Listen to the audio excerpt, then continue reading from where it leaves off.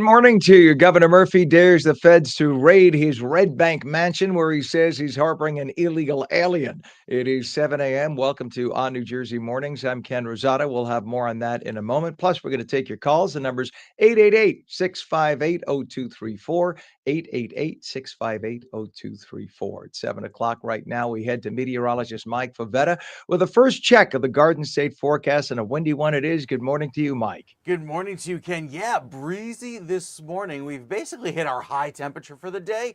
We will see that temperature drop all through the rest of this morning into the afternoon, thanks to a cold front which swept through last night and helping temperatures drop quickly this morning. 43 degrees in Morristown, 45 in Newark. Doesn't feel terribly cold right now, even down towards Ship Bottom, where we were in the upper 40s overnight, starting off nice and mild now. Well, you can see the front drawn here in the wind, pushing in that very cool, dry air and turns chilly later on tonight. Look at the wind direction here for most of northern New Jersey, coming in from the north and west. And right now, south of Atlantic City, you see some of those winds coming in from the south and west. Along that front is the line of convergence. You see all of those arrows moving out to sea. So that's the front doing its job, pushing in the gustier breezes right now. 20-mile-per-hour gusts in Morristown, 20-mile-per-hour gusts in Newark, 19 in Flemington, making it feel very chilly, like it's around freezing. 33 is the current wind chill in Sussex, but it's not that chilly yet down on LBI, where you have a wind chill of 44 in Ship Bottom. You will soon join that chill fest, especially later on today. So this is how much warmer it is now compared to this time yesterday. 7:02 temperature, 20 degrees milder than this time yesterday in Trenton. Same for you in Atlantic City and Ship Bottom, 12 degrees milder. So with all of that gusty breeze throughout the course of the day, pushing out the clouds, bringing back clear sky, it will feel much chillier. Highs today will slowly fall through the 30s and then eventually down into the 20s tonight. So we basically hit our high in Jersey City, 45 degrees today with a mix of clouds and sun, 44 in Hackensack, but gusty breezes for you in Wayne with a 42-degree midday temperature, and then cooling on down from that point forward. The next few days featuring clouds for most of the day tomorrow, much cooler, with temperatures starting in the 20s, only rebounding to around freezing, 35. And then we turn our attention to Thursday, Ken, because Thursday looks to be a mess of ice, snow, and rain that happens right during the morning commute. We'll, of course, give you the very latest coming up with your Futurecast in a few minutes. All right, Micah, we'll get everybody through it. Thanks to you. Appreciate it. It is now 7:03. And just to let you know, some traffic incidents we already have at this early hour. As of just a few minutes ago, on the George Washington Bridge, upper level westbound midspan in Manhattan, there are two right lanes blocked.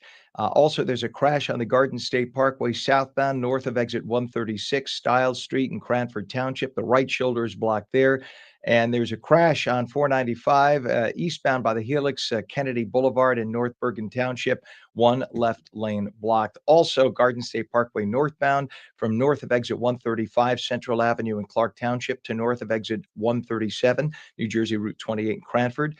All lanes are just open, but there's a 2.5 mile delay. That is all due to volume. We haven't seen this much traffic in one morning in a while, so we will keep you updated on that.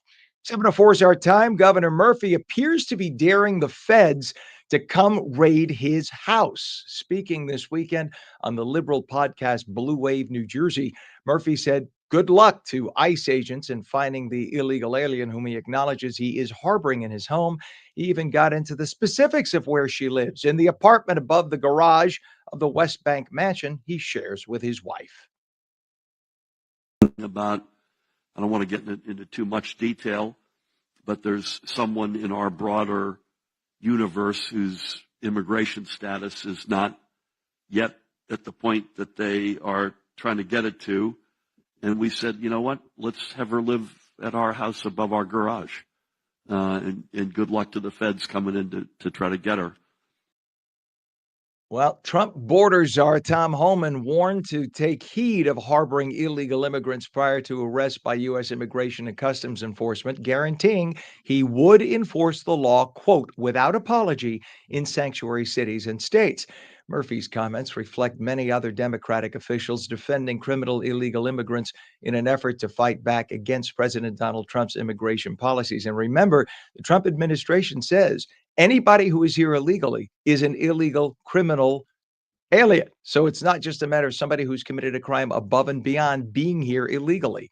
7:05 is our time, and joining us now to talk about this is New Jersey State Assemblyman Eric Peterson. Good morning, Assemblyman. Thanks so much for joining us. And the question now is, what message does the governor send to the rest of New Jersey's residents when he brazenly flouts federal law like this?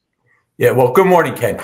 What he's saying is, I'm above the law. I can do whatever I want, and too bad for the rest of you. That's what he's really saying. But what's really at the heart of this is that he is breaking the law, and probably several laws, because if he has this illegal person who's here illegally, they didn't just show up at his doorstep, because with his security detail, the big wall around his house and the fence to keep people out, I'm sure she didn't jump over the wall like she did at the border and came to his front door and he took her in. This is somebody who probably works for him. He's probably paying her in cash and not collecting taxes. So there's a whole host of crimes he's probably committed by harboring this illegal migrant in his garage. And what's amazing is there are plenty of legal citizens who could use the job, whom he could hire, tons and tons of them. So many, in fact, you see, I don't know if it's, I'm just going to assume housekeeper here. I'm just throwing it out there.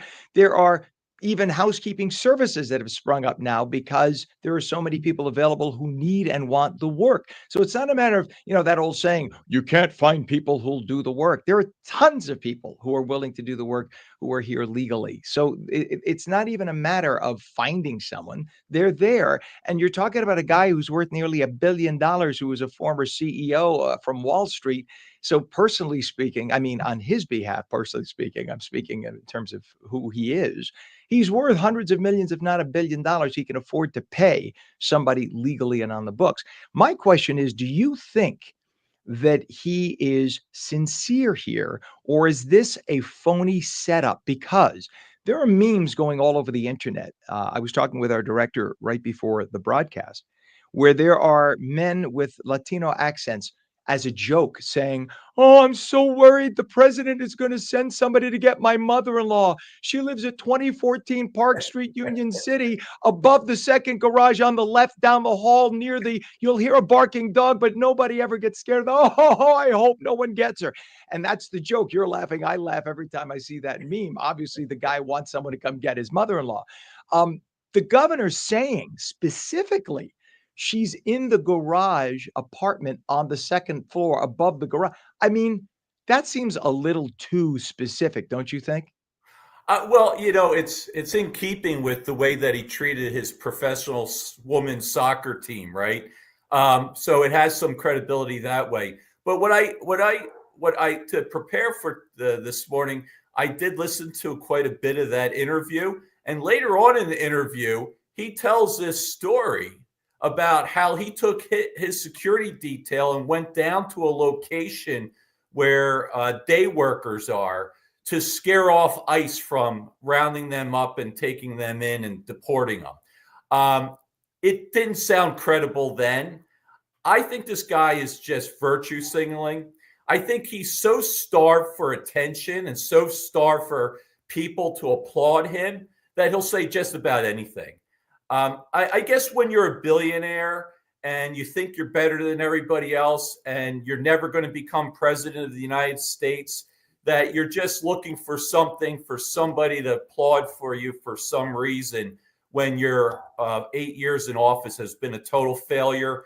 That when COVID came, you took COVID infected people and put them in nursing homes, and 3,000 people died that are veterans nursing home. People had a disaster, and the federal government had to come in and investigate what went on because it was such a disaster. I think maybe that's what he's trying to do is he's starved for attention and is looking for applause, and that was a big applause line, as was his security detail scaring off ICE. And I just tell you this, Governor, if you're out there listening, I don't think Tom Homan or the ICE agents are scared of you and your security detail. And a matter of fact, I hope your security detail upholds the law this time instead of what they did during COVID, and that they help arrest those illegal migrants that are here so they get deported back to where they came from.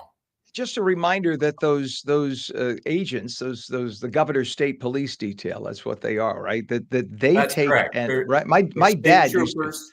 Right. My dad worked for the state police in New York. You take an oath to uphold not just the state constitution, but the Constitution of the United States, which means that the state of New Jersey, as an independent state, but nonetheless is subordinate to the federal laws. And the federal laws say that we have ICE. There's an executive branch of government. ICE answers to the executive branch. The executive branch has ordered ICE to do something that is legally on the books. It's not that President Trump is asking them to do something not legal. It is we have a legal means of letting people into the country, and he is flouting the legal means. I don't know about you. I'm sure you have your ancestors came from another place. Mine came from another place. I have relatives who had to wait decades to get in here legally. They did. They spent a lot of money, waited in another country, and got here legally. That's how they did it. So the idea that we have a broken immigration system when this country allows in more people from other countries than every other nation on the planet combined every single year, 4 to 5 million. It is obscene. Why don't we just let the entire world in?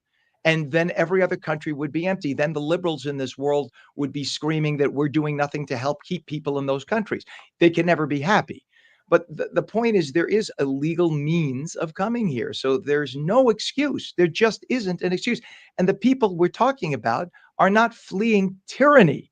They just want to make more money. If you're coming from a communist country and your relatives have had their heads chopped off, God forbid, that is a very different thing. We're not talking about that here. We're talking about all of their relatives are back in the countries they came from doing just fine.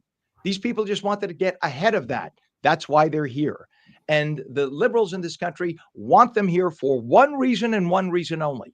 Because when they settle in big urban centers, they count on the census, and therefore we get more Congress members in those big urban centers who could be voted into office by the liberals who live in those big urban centers. It's as simple as that. If you got rid of the 20 million or so illegal migrants in this country, tomorrow you would lose about 30 to 40 Democrat Congress seats. They know it. You know it. I know it. They pretend not to, and they think we're all stupid, but it's as simple as that. Am I ranting too much? Look, I don't think so, but I think there's another component to this. I think they like cheap labor. And so when you're here illegally, they don't have to pay you according to our laws, right? The laws that they tout about how they raise the minimum wage, and they're so worried about the little guy. The truth of the matter is, you know what? I'm for the United States first. I'm for America first. And I'm not here for every other country.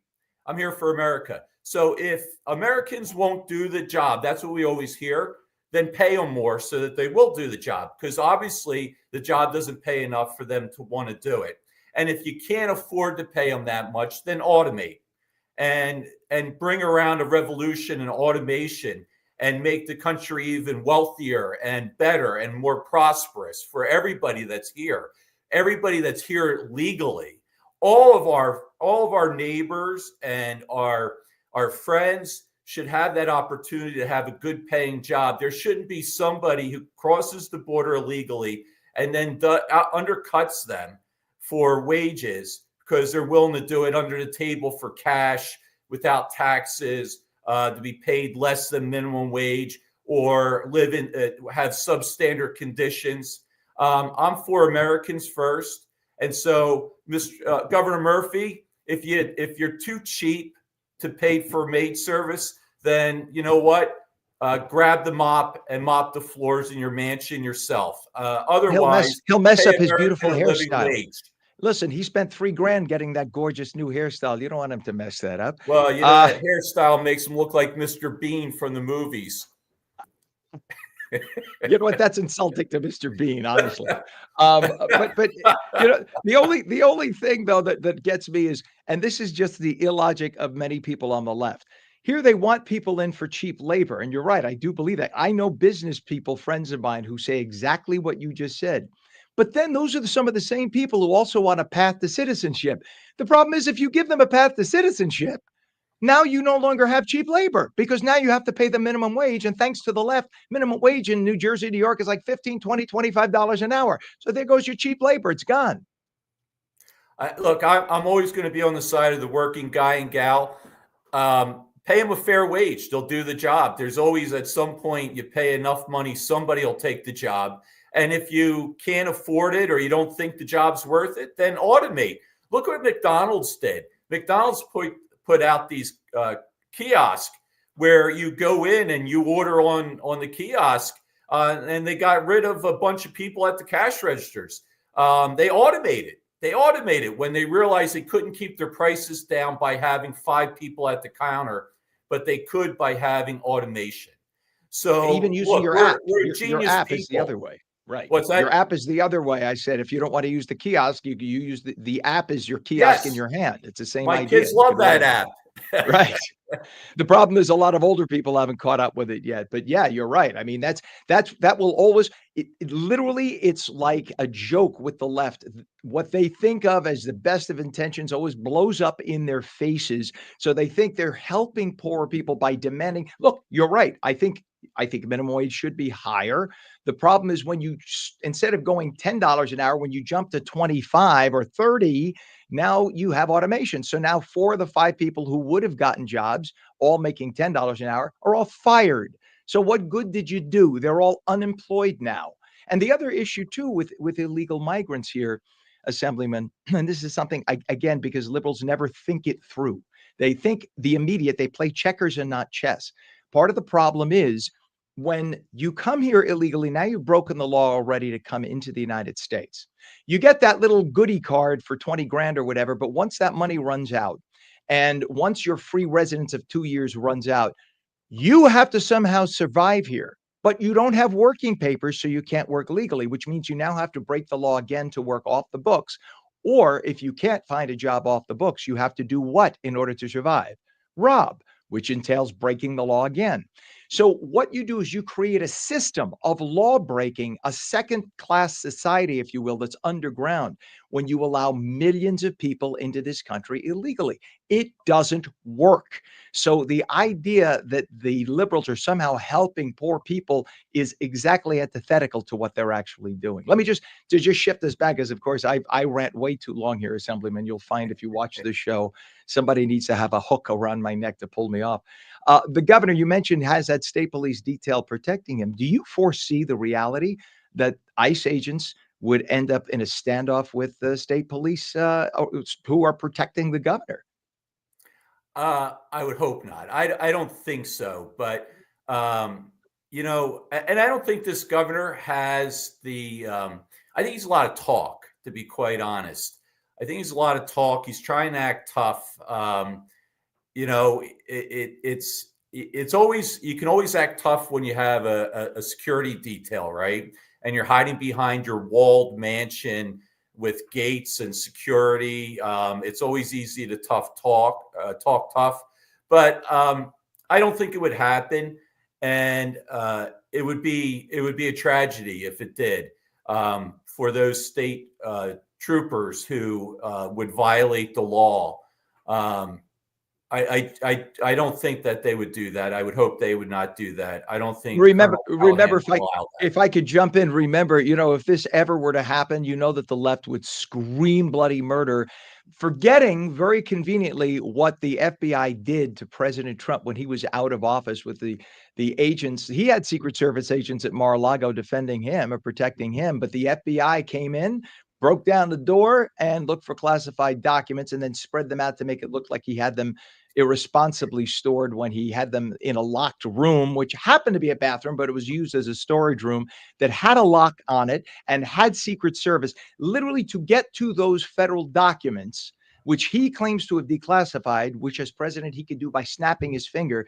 To get to those classified documents, you would have had to have gotten through private security at Mar-a-Lago, Secret Service agents, and about 200 other rooms all locked up. So it's like, yet President Biden had his documents in a garage without a lock, and nobody raided his house. But this is the way the left is. If there weren't a double standard, there'd be no standard at all. So it'd be interesting to see what's going to happen. But I think Tom Homan is the kind of guy you don't test. And Governor Murphy, you keep talking like that, keep talking tough. I just want to remind everybody the reason why he would probably be doing that is because in the state of New Jersey, even though he is term limited out, you know as well as I that in 4 years he can run again. You just can't be a third consecutive term, right? You could run again for another term, but you just have to sit out 4 years. Is that correct? You know what? I don't know, but I would hope not. I mean, I don't know if we could withstand another 4 years of Governor Murphy. Look, I do have one thing. If if Tom Homan is out there, get the president to sign an executive order saying that the other lawbreakers in this, which are the people employing these illegal migrants, that there's a mandatory 5-year sentence going to jail if you do. And you know what will happen? They'll stop employing them and they'll self-deport back to where they came from, because they're only here to take jobs away from hardworking Americans who these employers don't want to pay a living wage to. Agreed. And there's already been deportation rather. There have been right. lines of cars going to Mexico because the president has said, if you leave now and we don't know that you were here, you're fine. You could apply to become citizens and everything's fine. But if we catch you, then you're out, and it could be 10, 15, 20 years or never that you can come back in. New Jersey State Assemblyman Eric Peterson, thank you so much for getting up early. Thank We hope you. you join us again in the future. We appreciate you. Thank you. Have a great day. You too. It's 39 degrees right now, but very windy. When we come back, another check of the Garden State forecast with meteorologist Mike Favetta. You're watching on New Jersey Mornings. Don't go away.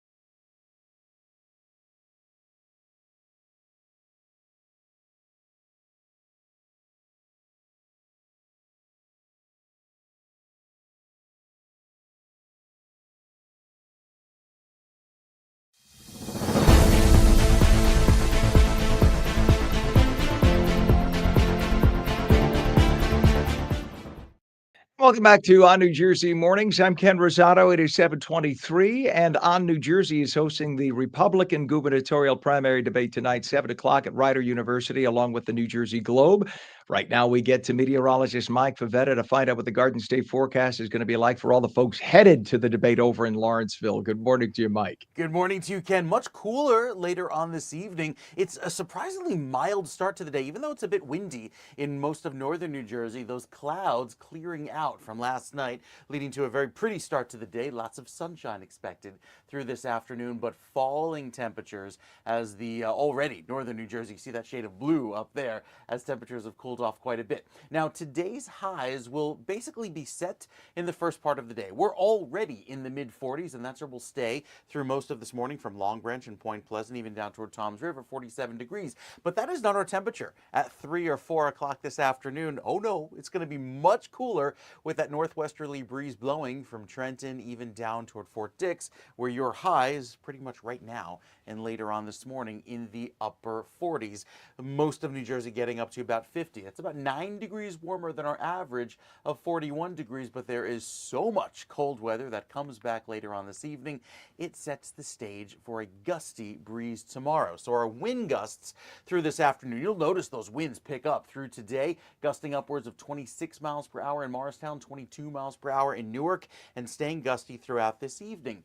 It's not as windy tomorrow, but you will notice a big temperature difference, making that wind chill feel so much colder. So going into later on this evening with tonight's 9 p.m. wind chill of 5, feels like 5 in Sussex, feels like 4 in Morristown, feels like 13 in Newark, and 17 in Toms River. A big difference tonight with that much colder air. And then waking up tomorrow morning feeling like 9 in Flemington and 13 in Trenton and Newark. A very cold start to the day. Well, it's that cold air that sets the stage for our snow and ice that comes in for Thursday morning. So take a look at the futurecast. We'll start you off here this morning. Nice and sunny today, no big deal. Then we head into tomorrow afternoon and early evening, and the leading edge of some snow starts to work its way northward, but transitions into some freezing rain by overnight and Thursday morning. So this will be setting the stage for a pretty messy commute Thursday morning, because as that snow and ice works its way northward across the state, changes to some freezing rain, and central New Jersey stays as all snow as the kids get ready for school. 6-7 a.m. on Thursday stays as freezing rain and snow throughout the morning rush, while it's changed over to some plain heavy rain Thursday morning. So this will be something to watch. Even though it's gone by the lunch hour, it's a fast-hitting round of winter weather that times out perfectly with the morning commute and should make for a pretty messy start. And even the wider view long-range futurecast shows that most of it sticks around until around 10 or 11 a.m., right up until lunchtime. Clearing out by Friday, we've got a very nice start to the weekend, and then as we head into the weekend, it turns icy and snowy yet again. We have another round of snow and ice coming in for Saturday, specifically later on in the morning into the early afternoon, clearing out by Sunday with some lingering early morning sprinkles, but at least it turns milder by Sunday. And all of that precip on Sunday happens the first half of the day, so any plans, if you're going anywhere for the big game, shouldn't be a worry travel-wise. I think will be cleared out, certainly by later Sunday morning. So some good news there. We've got the 7-day forecast coming up for you. Take a look at next week's weather. And there's yet again, Ken, another round of snow and ice forecast for early next week. So keeping us on our toes here. Lots of weather to talk about. So much for Staten Island Chuck and Yeah, his right. early spring. All right, it's rodentia at its best. Thank you very much, Mike. It is 7:27, and just like that, President Trump has shut down the U.S. Agency for International Development, also known as USAID or USAID. The decades-old agency appears to be in a free fall after yesterday, Trump aide Elon Musk said that Trump had signed off on shutting it down. Hours later, Secretary of State Marco Rubio announced that he was USAID's acting administrator. While many liberals have been screaming that only Congress can eliminate USAID, legal experts were quick to point out the far left disperser of U.S. tax dollars throughout the world was created with the stroke of a pen by President Kennedy's executive order, and that it can be eliminated the very same way by President Trump's executive order. USAID has been a hotbed of allegations of corruption and mismanagement. It costs the American taxpayer literally billions of dollars each year to spread money throughout the world. Among the reasons it's shut down, it may have snuck in $1 billion to Gaza over the past year alone and has funded such left-wing projects in other countries, such as transgender opera in Colombia, $1.5 million to advance a DEI agenda in Serbia, a $32,000 funding of a DEI comic book in Peru, gain-of-function research like the kind that's believed to have led to the worldwide COVID outbreak, and more. When questioned about their spending, their directors allegedly told Secretary of State Marco Rubio they don't have to answer to him, that they don't answer to anyone. They're autonomous. So basically, they said, pound dirt. Well, they quickly found out yesterday that autonomy does not work when you lose your budget and your federal authorization. In other words, take your autonomy and you know what to do. Liberal lawmakers like New Jersey's own Senator Andy Kim went pretty much apoplectic at the move. Now at 7:29, Mike Crispy is an experienced talk show host, TV reporter, businessman, political activist too, and he's currently host of Mike Crispy Unafraid, a syndicated program with the Salem Podcast Network. Full disclosure, I also work for Salem Broadcasting. Crispy's daily broadcast is one of the most popular live streams on Rumble. He also hosts Last Call with Mike Crispy, a weekly late night roundtable program that airs exclusively on Rumble. And Mike joins us this morning to talk about the fall of USAID. Good morning to you, Mike. Good to have you on. Thank you for having me, Ken. You bet. It is amazing to watch the left scream when their unlimited pots of gold get discovered and taken away so they can no longer finance their radical projects on the backs of the U.S. taxpayer. The best part, they try to spin it as if the U.S. has ended all foreign aid, but it's just the foreign aid that they get to dispense. We're still giving out aid to countries that need it, right? Yeah, I think that President Trump has been onto something here. He said, why are we giving all of these countries aid money when we can't even help ourselves? We have people in our streets dying. We have American citizens who have been left for dead in major cities and rural areas alike. Why are we empowering these psychopathic bureaucrats in U.S. aid to divvy out money to NGOs that then do work that governments aren't permitted to do? Think about that. NGOs should be illegal because we fund them and then they do work with their funding. So why doesn't the US government just fund it? It's a layer of money laundering because then they skim money off the top, Right. or they're using the Mike, I'm money going to for cut right nefarious in. purposes. That's exactly. I hate to step on you, but that is exactly what the gain of function research charge was, right? Because Fauci was told he could no longer do gain of function research in the United States. So what does he do? He funds a Chinese lab in communist China, gives them tens of millions of dollars to do exactly the research he was forbidden from doing in the United States, and that's what led to the COVID outbreak and millions of people dying. Exactly. So, do the American people want this thing to be shut down? Absolutely, overwhelmingly. President Trump ran on cutting the bureaucracy by $2 trillion. I was there in Madison Square Garden when Elon Musk was on stage and said, we're going to cut the size of the federal government by $2 trillion. And the place shook because the applause was so loud. So people want this. And I can tell you this, I know people personally working in the administration right now, and Elon Musk and Doge, their team is doing an incredible job right now of getting into every single department, auditing, and then also, creating a list of like just the wasteful spending, the DEI hires, and the like. So U.S. aid has always been a scam, and the American people deserve to have money back in their pockets. We are exporting so much needless tax basis. We need to bring it home, and I'm so glad it was shut down. We got U.S. aid now. I think Department of Education should be next, Ken. I think that's what's going to happen, Mike. It's funny you say that because we're going to be talking about that in a moment. But something that I was told many, many, many years ago when I started as a journalist. I mean, I'm 57 now. I started actually at 12, but at 18 commercially. I was told that whatever the name of an organization, assume the opposite. So something called USAID does just the opposite. It's putting money in people's pockets. Take a look at what we're spending in Ukraine. We gave them 180 billion dollars, and just mysteriously 100 billion of the 180 can't be accounted for. Yeah. So let me scratch my head and ask why the Republicans don't want to keep giving billions to Ukraine, but the Democrats are saying, "Oh, you want our ally to fall." Well, number one, they're not technically, I mean, they're close to an ally, but they're not officially an ally. And number two, why doesn't Europe just give them the money if they're not worried about it? Clearly, this is corruption. I promise you, if you were to take a look at some of the Swiss bank accounts of the Chuck Schumers of this world, you would notice that there are millions of dollars.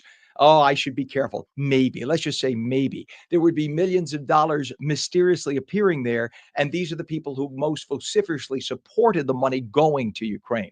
But you take an organization called USAID or UNICEF, the Children's Fund.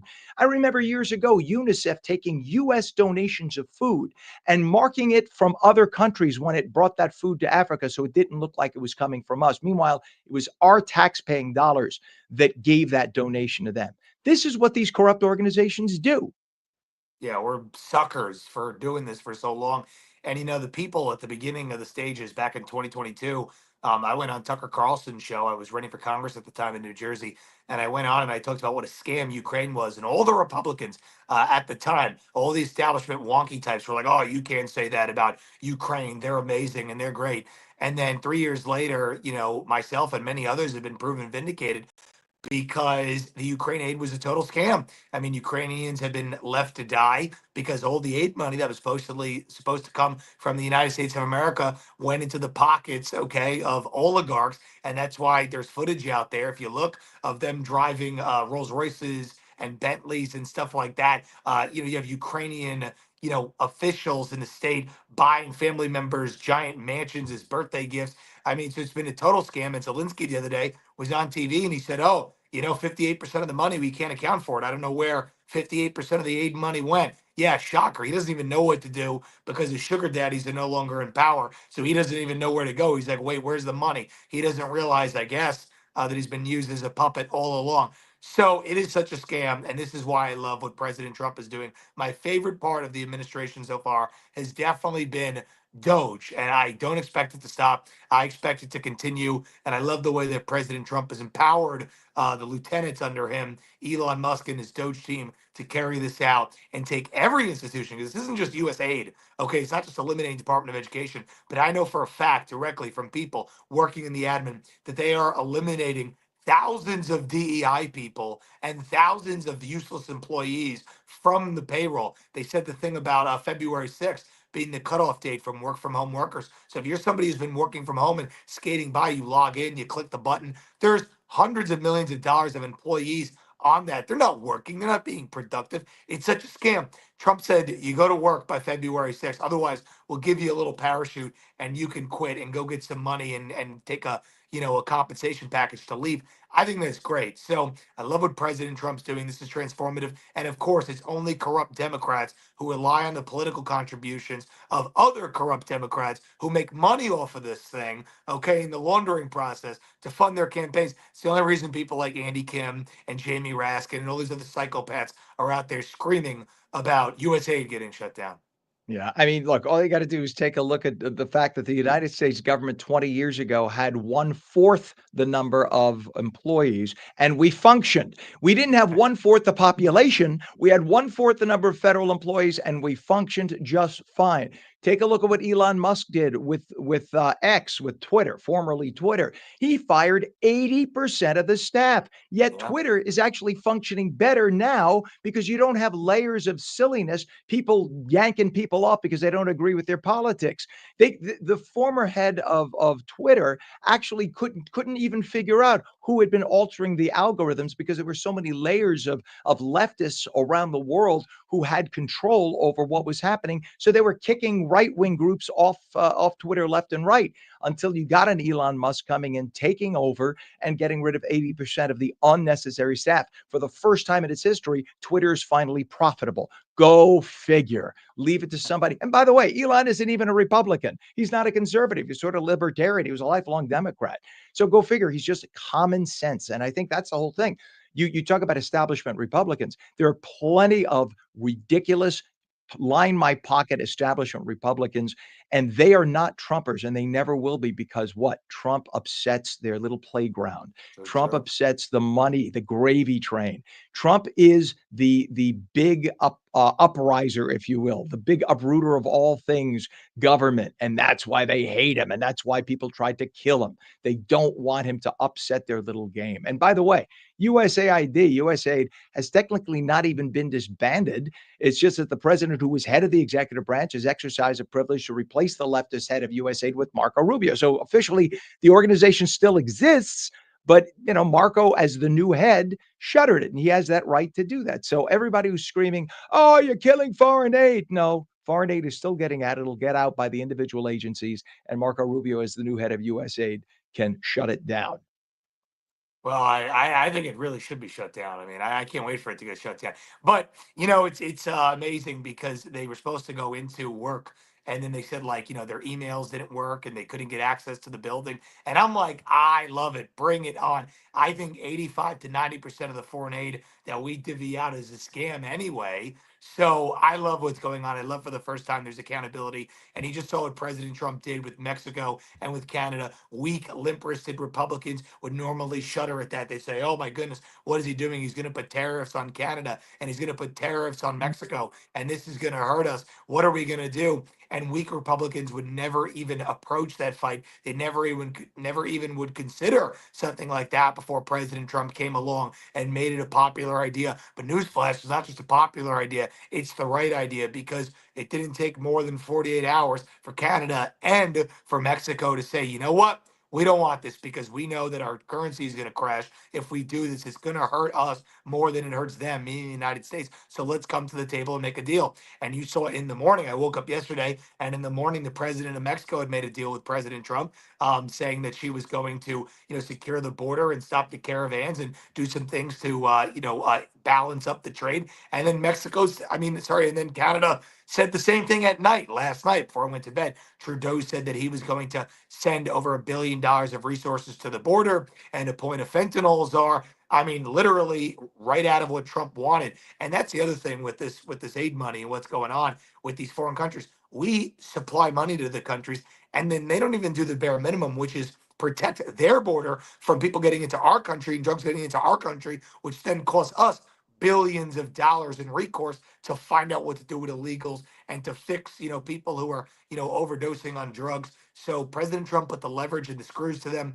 They both folded, and I predict that Panama and Denmark are going to be next. Greenland and the Panama Canal coming to us, making us rich, making us safe, making us great again. I love it, Ken. Mike, just take a look at what just happened in El Salvador. The president, El Presidente of El Salvador, was educated here in the United States. He speaks English. I've met the man. I've actually interviewed him. He speaks English with no accent. He's American as American can be. If you took a look at this chill dude when Marco Rubio showed up, and Marco Rubio knows him. Actually, they're friends. When Marco Rubio showed up at the presidential mansion, it's oceanfront. It looks like something in Malibu before the fires. The guy shows up wearing, Gucci shoes with no socks, folded up, slacks. Meanwhile, the people in his country are probably starving to death, poor folks. But nonetheless, not only did he acquiesce and give everything, saying they'll accept back Salvadorans who the United States sends back, but they'll take back anyone from any country because they just built this entire private prison system in El Salvador that is no nonsense. These people are in giant rooms. They're not given individual cells. They have to dress a certain way. They have to act a certain way, or else they are put in solitary. They do not mess around in El Salvador. And El Salvador offered also to allow America to send American prisoners who are coddled to go to that country and use those prisons. So everybody think twice before wanting to end up in a prison because that's where you might end up. It's just fascinating to me that Democrats in this country are screaming so much about something like Doge, which is what you're talking about, calling it practically criminal, that they have no right. All Doge is doing is stopping us from wasting money so that the American taxpayer from whom the money is being stolen gets to hang on to it. What is criminal about that? If you figure out that there's something valuable to spend that money on later, we could spend it on it later. But when you're talking about paying for transgender opera in frickin' Colombia, and you could say frickin' because we're not broadcast, then that's just nonsense. If Colombia wants to have transgender opera, God bless them. They could be naked on stage singing The Barber of Seville, but let them do it on their dime. Why are we financing it? USAID was supposed to be to help countries that are starving. It wasn't supposed to fund DEI programs in third world places. Yeah, and Americans are starving now, and I don't think that that money is even reaching the opera wherever it's supposedly supposed to go. They skim it off the top, for sure. So, all in all, you talk about El Salvador and you talk about what's going on there. Another thing that happened, Marco Rubio on his swing down to Central South America was that, the president of Panama, I believe, gave concessions and said they would stop the treaty that they had with China. I guess that's a good faith negotiating bargain point.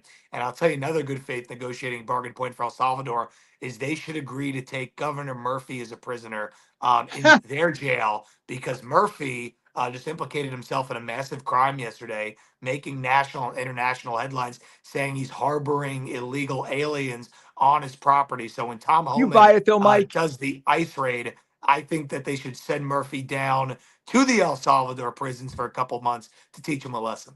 Do you buy it or you think he's full of it? I think he's full of it. It sounds I was saying earlier to my previous guest that the meme, the internet meme where you have the Latino man crying saying, I don't want ICE to come get my mother-in-law. She lives at 22 Parker Lane in Union City. Oh, and she's home alone all day and the door is unlocked. Oh, please don't go take her, please. It almost sounds like he's setting it up because he wants the showdown, because he wants the recognition. Like he wants ICE to go in and then find nobody there to make fools of themselves. That's what it feels like. And he thinks we're all stupid. The Democrats love to have a show. It's all about the show because they're phony. They're phony. Take a look at Chuck Schumer and his all the years. Listen, I was at Channel 7 20 years. Every year I was at Channel 7, Chuck Schumer would do one thing. He learned from Al D'Amato, the previous senator, that on Sundays, there's nothing in the news and TV stations in New York are looking for something to cover. So what did he do? Every Sunday, he would have a news conference at his office.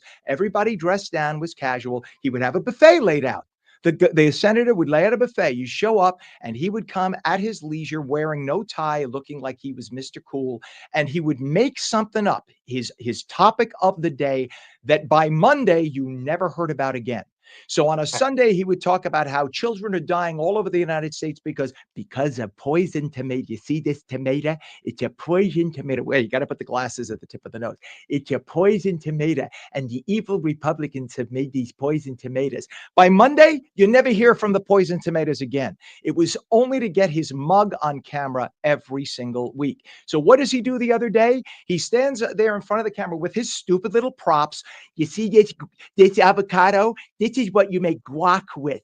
You see this bottle of beer? This is going to cost you twice as much on Super Bowl Sunday because of the evil president and his tariffs. Well, that lasted about a minute because obviously the other countries caved. And the other thing to think about, if the Democrats had half a brain, they would have thought about this. The fact is that Mexico's GDP relies on the United States for 23% of the purchases made. You know how much we rely on Mexico for? 1.2%. So if anybody tariffs anybody, they'll go out of business. We won't even notice because we have other products that we could buy. We don't need to buy Mexican products. Same thing in Canada. 34% of all the business that Canada does is with its neighbor to the south. Detroit, New York, etc., the northern part of the United States. We only send back 1.4% of our products to Canada. So if there's any tariffing to be done, they're going to suffer, not us. That's why they folded like wet blankets. Absolutely. And it was pretty funny with the prop. I mean, he's like holding the two things like that. And it goes to show you that nobody's listening to crying Chuck Schumer. They're listening to President Trump. So, we're in the golden age of America, Ken. I love what's going on. And I really think that, from now for the next, 4 years that we have with President Trump, we are going to go from the Great Reset, is what the leftist globalists are doing, which is robbing the United States of America. And we're going to transform that into the great recalibration, which is America put first and our money and our tax dollars going to where it needs to go. Now, I'm sure the Democrats are cringing because they don't want American taxpayers to know that we could run this country more efficiently with 1/4 the taxes spent, and people could actually save money and put money in their pockets, which will actually stimulate the economy without any artificial means of stimulation, like the stimulus bill, which was nothing more than a boondoggle so that the wealthy friends of the Democrats could pad their pockets. That is what led to the Great Recession that we had, because when you print, people don't get it, that if you have $1 billion in circulation and you artificially print another billion, that means the dollar in your pocket is suddenly worth 50 cents. That's what causes recession. It's as simple as the alphabet, but yet it's been sold. You have too many members of the media, friends of mine I worked with for years. They don't educate themselves on basics of capitalism. They don't get the economy. And this stuff doesn't get reported, unfortunately. Mike Crispy, you and I could probably talk for 4 more hours. Please come on again. Don't be a stranger. It was wonderful having you on. And it's nice to also be with a fellow. I work for Salem as well. I'm on Salem News Channel. So it's good to have a fellow Salem guy there. Go Salem, right? All right, pal. God bless. I'll be Thank listening. you, Ken. You too. I'll be listening to your podcast as I always Thank do. you. Have a good one. Thank you very Mike. much. Thank you. You bet. Have a great day. All right, the time now is 7:49. It was like a private conversation, love fest there between Mike and me. I'm sorry about that to go on. But that is the way it is, and I think a lot of people are agreeing with us more and more. 7:49 is our time. When we come back, it is windy, and it's going to get windier through the day. Before you head out, you're going to need the Garden State forecast with meteorologist Mike Pavetta on New Jersey Mornings. Coming back right after this.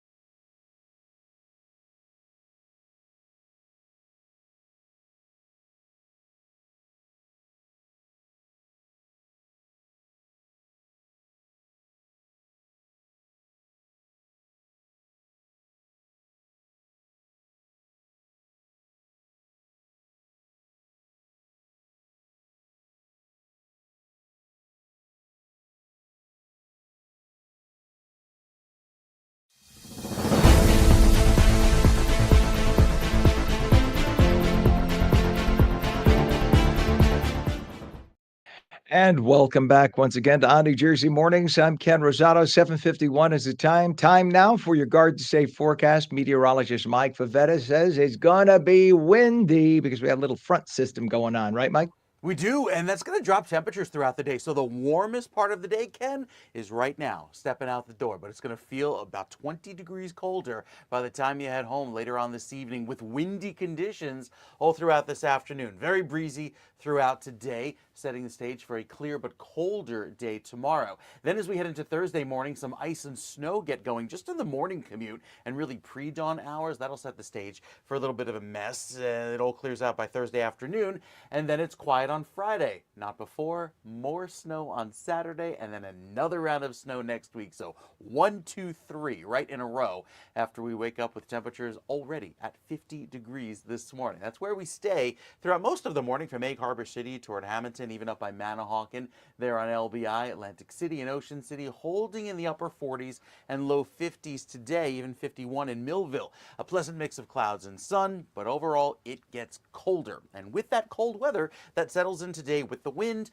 stays frigid tomorrow. For Thursday morning, we see all of that snow and ice take over. The snow shown in blue, the ice and freezing rain in pink, and then the rain in green. Very similar to the systems that we've had, keeping the ice and snow primarily to the northern half of the state through 8 a.m. on Thursday, whereas it's just a plain rain in the southern part of the state, basically LBI and south. Then as we head into Thursday midday lunchtime, it all clears out quickly, so we're quiet Thursday afternoon with just clouds, clear on Friday. But look what happens by Saturday. Our next round of snow comes in likely early in the afternoon, right through the evening, with some snow and freezing rain getting going for most of the state, with that freezing rain in pink there down in the southern section of New Jersey. But that moves northward as milder weather moves in for Sunday. So another round of ice and snow takes over. This time the rain lingers a little bit longer into Sunday morning, still clears out by daybreak, and then we're nice and dry for Sunday afternoon. So any travel plans heading around maybe to a friend's house, going to see the game there, should be just fine.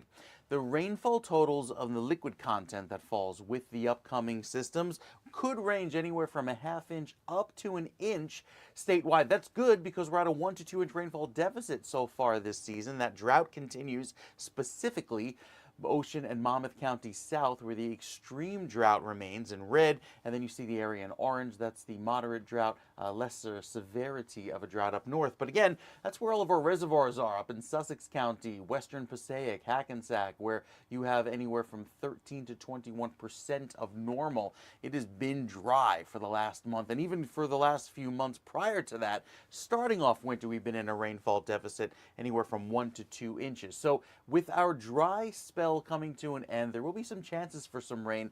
Not big soaking rains, but any little bit helps. And with that, of course, a little bit of light snow. So we get the first round in southern New Jersey. Later tomorrow evening, transitions to some freezing rain and snow up north, whereas most of that stays a plain rain by Thursday morning, right around sunrise. It all exits by midday Thursday, leading to another front and colder weather for Friday. And that clear weather sets the stage for our next round of snow for Sunday afternoon and evening. So hour by hour, the longer range forecast here showing that snow and rain move in throughout the course of the day Saturday, exiting by Sunday morning, and then we're quiet for most of the day on Sunday afternoon, leading to another quiet start to the week. The trouble is, Monday night into Tuesday, watch what happens. Our next system comes in from the south and west, and this will happen really during the middle of the day. So there's plenty of cold air on Tuesday for this next system to start as all snow before it transitions to a little bit of sleet and freezing rain in the southern and central portions of the state. But that blue hangs on for quite some time, even going into early Wednesday morning. So it's a longer system that could give us a nice healthy dose of snow, ice, and rain. And that's right in the middle of next week. So one to watch there. Here's our rain chances for Thursday. Yeah, they're high at 100%. And then we go into the weekend with another shot of that wet weather later Saturday night going into Sunday morning. Longer range outlook taking you into the middle of February. Very cold weather for most of the U.S., except if you're planning to take a quick vacation down to Florida, warmer than average there, and then also higher than average precip chances. This includes rain and snow, taking us right through Valentine's Day here, and we can see that at least in the short term on the 7-day forecast. That 7-day looking pretty wet and white at times. Notice by Thursday morning we have that rain and snow getting going across the state. 40 as the high, so we'll see that rain likely take over by the middle of the day, and then clouds in the afternoon. Could be a light accumulation Friday, clear, but another round of more substantial Saturday snow on Saturday afternoon into the evening, clearing by Sunday. A bit of a mixed bag for you in southern New Jersey, mostly rain for you on Thursday, but a better chance of seeing some frozen precip Saturday with clearing by Sunday, 49 degrees. So a mixed bag every other day. Have something to watch, Ken. That's 7 days. Getting busy, and only gets busier with Tuesday's forecast in view for next week to see what happens there.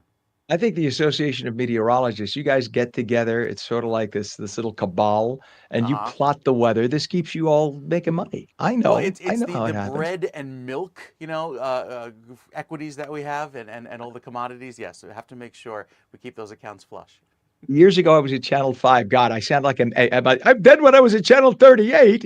When I was at Channel 5, I did a story on the bread and milk thing. I went to a store when there was an impending storm. The shelves were Hmm. empty, and I asked, "Do you eat?" I asked people, "What are you buying? Bread, milk, bread, milk, bread, milk." And I said, "Do you even eat the bread and drink the milk?"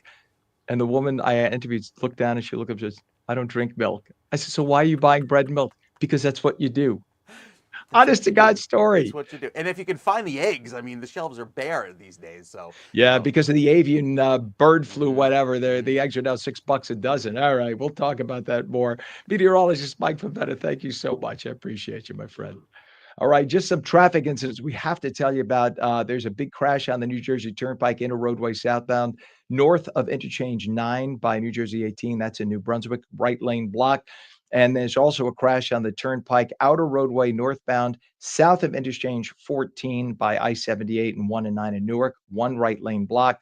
There's also a crash on the Turnpike northbound entrance ramp, interchange 11, Garden State Parkway in Woodbridge Township, with one left lane closed. And this biggie, GWB has some big delays, upper level eastbound New Jersey side in Fort Lee. All lanes are open, but the travel time is now about 40 minutes from I-80 to the Alexander Hamilton Bridge.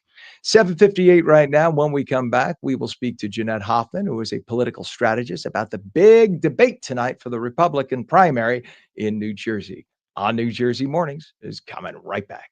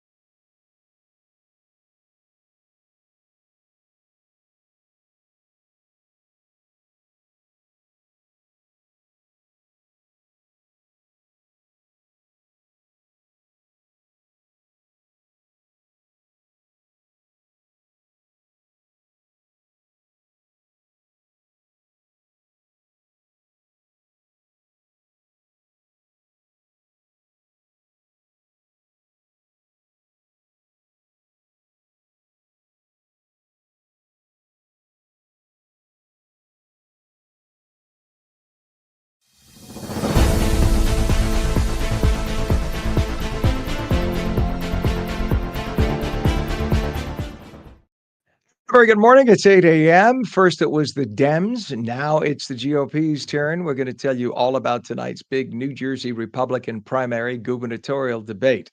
Welcome to On New Jersey Mornings. I'm Ken Rosato. We will have more on that and more in a moment. Right now, though, we head back to meteorologist Mike Pavetta with a first check of the windy Garden State forecast. Good morning to you, Mike.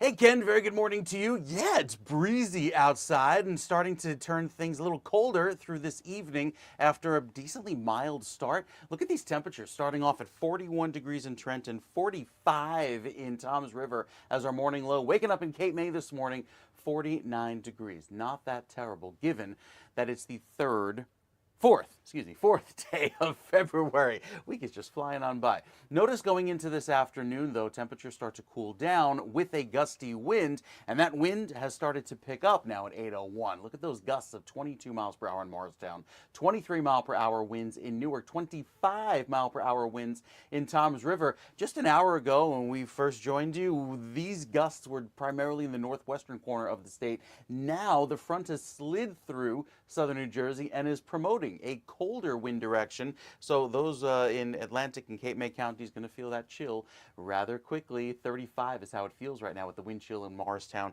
36 in Trenton, 41 in Toms River, and we'll see these temperatures fall throughout the day. Even though the sun will try and warm us up, it's not really going to do a great job thanks to those gusty winds. It is 22 degrees warmer this morning in Flemington than this time yesterday, and even in Mount Holly, 11 degrees warmer for you. The reason for that? Well, that front that moved through just moments ago will promote lots of sunshine today, but a much colder and a much drier feel, given that it was actually decently mild yesterday afternoon. So a cooler finish to today, 38 as your afternoon temperature in West Milford, 42 in Wayne, 44 in Hackensack, and 45 there in Jersey City. And then as we head into the next few days, you notice the temperatures tumbling, especially for tomorrow with a high of 35. We start off in the 20s, even wind chills down in the single digits across most of northern New Jersey. Then for Thursday morning, there's a little snow, ice, freezing rain, and plain rain that gets going just in time for the morning commute. The timing couldn't be more ideal for a real mess on the roads Thursday morning. It all clears out by the afternoon, leading to a chilly finish to the work week on Friday. We'll give you more details on the next round of snow that could come in as soon as Saturday, Ken. Those details with your weekend weather. It's coming up in a few minutes. All right, sir. Thank you. 39 degrees right now. And as you just heard Mike say, the temperatures are going to drop from this point. So it actually started out in the 40s and it's already down to 39 degrees. 8:03 is our time. New Jersey will be hosting the Garden State's Republican gubernatorial primary debate. It's tonight at 7 at Rider University, along with the New Jersey Globe. And what must the four candidates do to win over the voters? Well, seasoned Republican strategist and president of Marathon Communications, Jeanette Hoffman, joins us now with more. Good morning to you, Jeanette. Good to have you on with us on New Jersey. Hi, Ken. Thanks so much for having me. You bet. Well, New Jersey has always been, of course, a bit of a pendulum when it comes to politics. It swings back and forth. One year it's a Republican who gets elected governor. 4 years later, a Democrat, pretty much equally. Most Republican governors elected, though, are pretty moderate. However, there seems to be a bit of a red surge in the Garden State. They got large numbers of the MAGA supporters here now. And a new poll shows that there were 10,500 new Republican members recorded here, where the Democrats have lost 2,500 members at the same time. So, should tonight's candidates sound moderate or should they aim to the right? Well, that depends on who you ask, Ken. I mean, listen, New Jersey is definitely in swing state territory. In the last election, Donald Trump came closer to winning New Jersey outright as a Republican presidential candidate than any other presidential candidate since George H. Bush in the 90s. So that was very encouraging. As you just said, we registered 10,000 new Republicans just in the month of January, where Democrats are losing ground. That being said, Democrats still outnumber Republicans in the state by a large number. But it's very encouraging for Republicans with the election of President Donald Trump. Right now, we are seeing a bit of a Republican resurgence. As you said, the state likes to go back and forth, right? We've had 2 terms of Governor Murphy, so it's highly unlikely we're going to elect a Democratic governor. But Republican governors in New Jersey tend to be moderate. They don't tend to be extreme because there's a lot of independents in New Jersey. So we tend to like our politics in the middle. When you're talking about a primary debate, however, and it is only Republicans voting, those are going to be more Trump voters. So on this debate stage coming up tonight, you're going to hear most of the candidates, and I say most because one candidate is pretty much I would say Senator John Bramnick is more of a never Trumper, but the rest of the candidates, they're going to be, really going for that MAGA base and seeing who can be the most Trump-like of all the voters. So do you see? I mean, Bramnick can't put the genie back in the bottle. He's made it quite clear that he hates the guy. He just, look, I get it. Everyone you talk to, it's always the same story, right? They say, I would never let him babysit my daughter. I wouldn't want him over for Sunday dinner. But when it comes to the harsh reality of being a firm manager, sometimes you got to put the marshmallowy people aside and let the adult in the room govern. And in this case, Trump. I mean, he says everything that we would say quietly to relatives and friends. He says it out loud and we bristle. We bristle because we are worried about the possible ramifications and having to defend that feeling. But the reason why he's so popular is because it's exactly what we know we need and exactly what we know the problem is. He is the voice of that. And that's why I think he won by such a strong majority. Yeah, it was a very decisive margin. He won the popular vote. He won swing states, and he won some independents and some Democrats who were fed up with the high cost of living, the high cost of inflation, of groceries, of illegal immigration, of the foreign policy that was weak under Joe Biden. So American voters wanted a strong leader. And whether you like President Trump's rhetoric, people felt they needed a strong, decisive leader in the White House. So John Bramnick, who, was pretty much a never Trumper, if you look at some of his statements in the past, month or so, he kind of softened to him. He said, when I agree with President Trump, I'll support him. When I disagree with him, I'm not going to support him. And he has called him out on pardoning some of the January 6ers who were had to do with some violence on our police, our law enforcement. So he did draw this distinction on that issue, whereas the other candidates were silent on that. So, there is a risk for some of these candidates in this Republican debate on standing with Trump on some of his decisions that maybe New Jerseyans who are independents and Democrats in November aren't going to like. And maybe those statements will come back to bite some of those Republican candidates. Whereas, Trump can be Teflon on some of these issues because he's Trump and he can get away with it. But maybe they won't like some of these Republican candidates aligning with, say, the pardoning of January 6ers who committed violence against law enforcement. It's so funny, and I know that your other half is a Democratic strategist. It's sort of the Mary Matlin circumstance in your house, right? But the interesting thing about the Democrats, the same Democrats who support defunding police, suddenly when it comes to the January 6th situation, they're screaming about police were assaulted. Meanwhile, if you go and look at some of the cases where the police were allegedly assaulted, it's a case where people had to plead guilty to an assault of a police officer when literally what they did was they stood there as the police shoved them and they didn't back off, so that they were charged with assaulting the officer when we all know they didn't assault the officer. So be careful. All the people who say, it sounds like, I mean, it's virtue signaling. It sounds like who assaulted a police officer sounds so bravado. Meanwhile, the reality is probably not one person at that rally, or maybe just a couple, raised a pinky at the police officers because they respect police as a group. Now, just to get back, and thank you for my rant there, nobody really seemed to jump out as the clear winner of the Democratic gubernatorial primary we had on Sunday evening. What opportunity do you think that means there is for Republicans tonight? Do you think that somebody has to come forward and jump out in order to make their name? Well, no, I don't. Well, listen, the Democratic debate they had just more candidates, right? And there is no clear front runner. This debate will be a smaller stage, so only 4 candidates.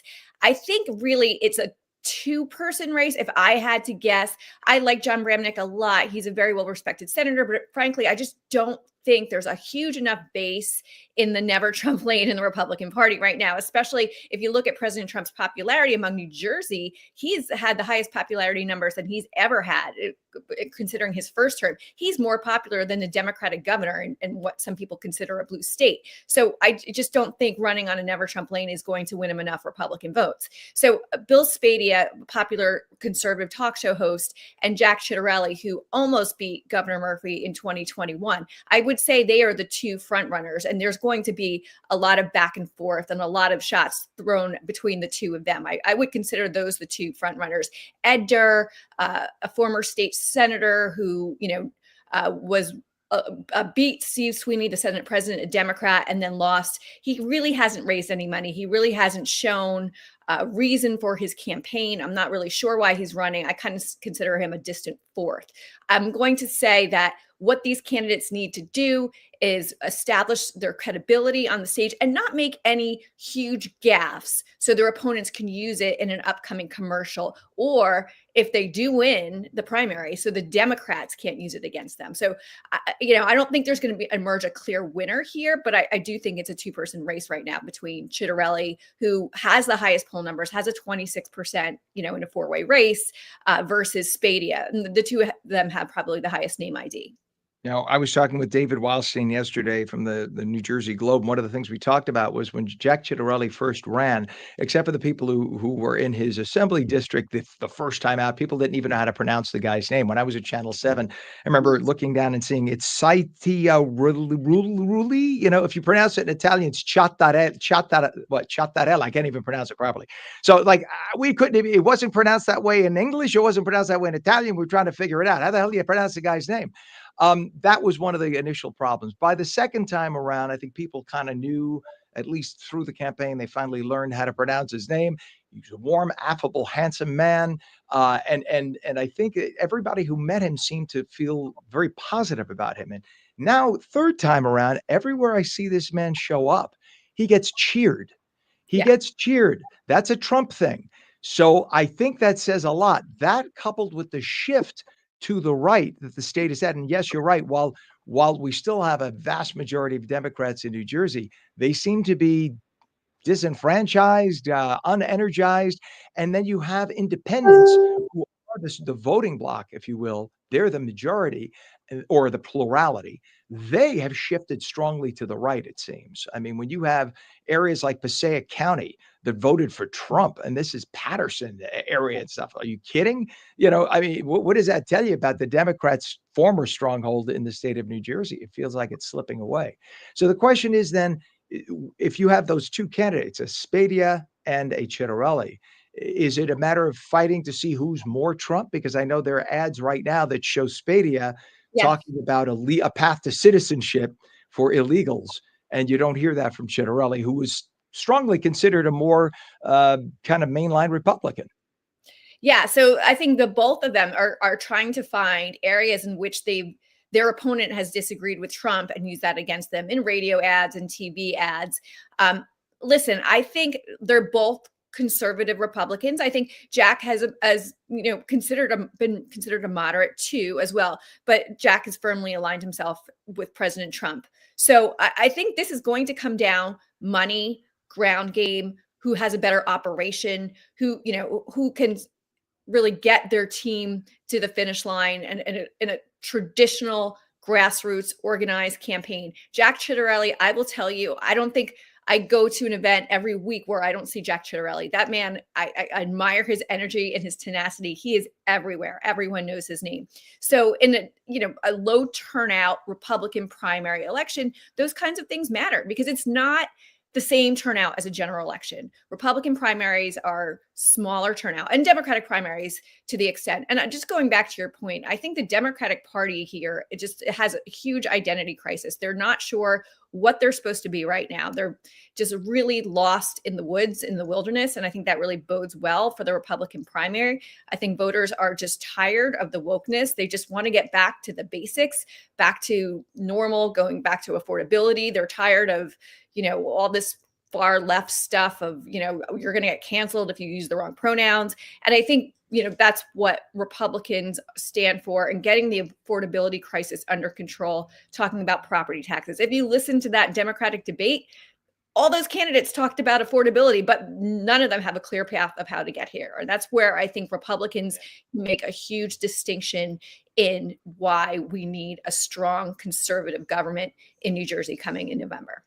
I look at the Democrat Party. If you think back to just post Clinton, if you think of Obama, that's when the Democrat Party decided to get rid of middle class white voters. They were no longer, literally, became persona non grata.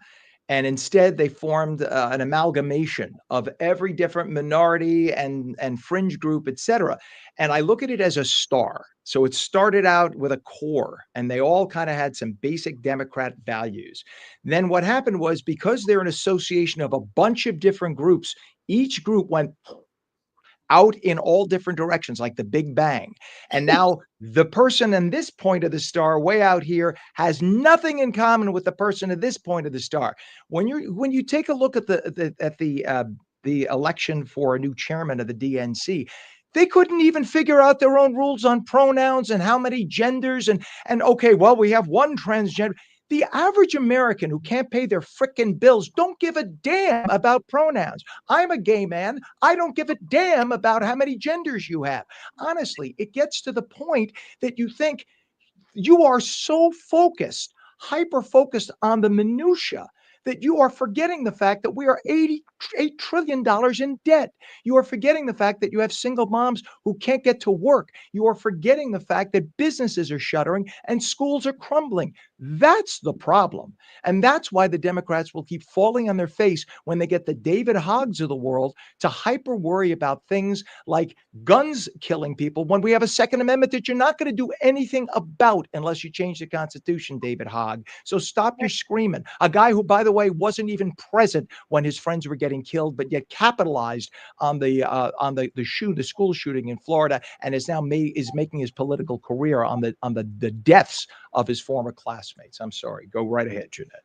No, you're right. It's sad, and it's reflective of a Democratic Party that doesn't represent the Democratic voters anymore, and it just represents the elite. And listen, I think this is a great opportunity for Republicans to show what they stand for, and that's the everyday middle class working family people. I think it's going to be an exciting debate, and like I said, I think it's going to come down to two major candidates running. I think, listen, I as I said, I like John Bramnick. I don't think he has enough support for his wing of the party. And I think Ed Durr really is kind of not showing that he's a credible candidate right now. But listen, it's only really 4 months left in this campaign, and then it's going to be one-on-one, whoever wins the Democratic primary, which I'm not sure who that's going to be, and whoever wins the Republican primary. But listen, the top issues you're going to hear in the state are taxes, affordability, and energy. Energy costs are skyrocketing. If you've checked your heating bills in the past month, like I did, and almost had a heart attack, I think that's going to be one of the top issues because of these unaffordable electricity mandates coming from the Murphy administration. Yeah. Meanwhile, you have just the opposite coming from Washington, drill, baby, drill, which will lower energy costs throughout the country. And once you lower energy costs and people put money in their pockets, they have more money to spend on everything else. And that stimulates the economy. Why the left doesn't see that, I don't know. But they're too busy worrying about straws destroying the planet. So this is the problem. Again, not focusing on the big picture, looking at the minutia. And I think that, you know what, let the Democrats keep thinking that way, because that will ensure Republican victories for decades to come. Jeanette Hoffman, Republican strategist, I know you'll be watching tonight, as I will be. The debate, of course, tonight, 7 o'clock, Rider University. You can see it right here on New Jersey with the New Jersey Globe as well. I can't thank you for joining us this morning. I can't thank you enough. Thank you so much, Ken. It's been a pleasure. You bet. Likewise, my pleasure. 8:19 is the time, and Governor Murphy appears to be, we talking about this, daring the feds to come raid his house. We will talk more about that and more, and we'll have the full Garden State forecast as well, and it's a windy one coming up in just a minute on New Jersey Mornings. Don't go away.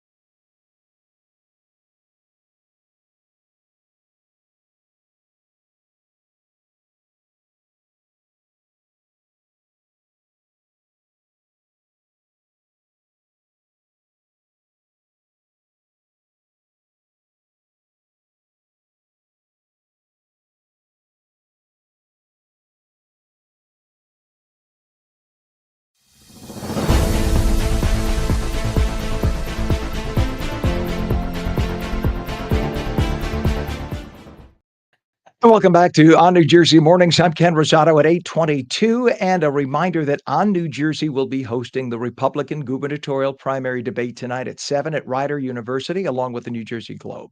Right now, we go to meteorologist Mike Pavetta to find out what the Garden State forecast is going to be like for all the folks who are heading to the debate in person over in Lawrenceville. Good morning to you, Mike. A breezy, a gusty, and a chilly finish to the day, Ken. Good morning to you. It's actually milder now this morning as the sun rises than it will be later on this afternoon, thanks to that front that pushed through, promoting a colder wind all throughout this afternoon. A couple clouds developing overhead, but mostly we're clear, and it's that sunshine that will fail to warm us today, only bringing more gusty breezes into this afternoon. 45, your afternoon temperature in Freehold, 45 for you in Long Branch. It's milder now than it will be this afternoon. 44 in Princeton, 47 in Trenton, and 48 in Mount Holly, right around the midday. Notice the wind gusts this afternoon, gusting upwards of 30 miles per hour there on LBI, 25 mile per hour gusts in Atlantic City, and 22 mile per hour gusts in Hackensack. It stays breezy all this afternoon, and then the winds eventually relax later on this evening. But by then, the cold air will be in place, and it stays chilly